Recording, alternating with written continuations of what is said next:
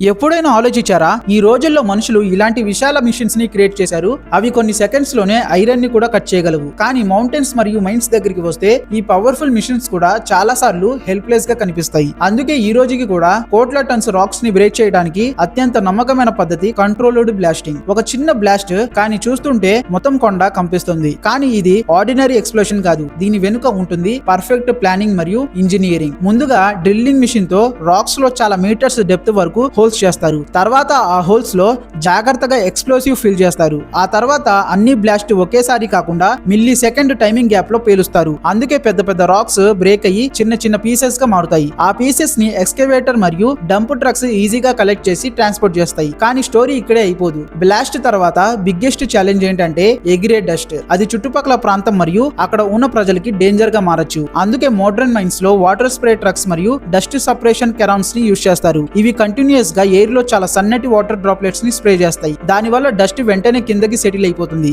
ఇలా మొత్తం area safe గా, క్లీన్ గా మరియు కంట్రోల్ లో ఉంటుంది.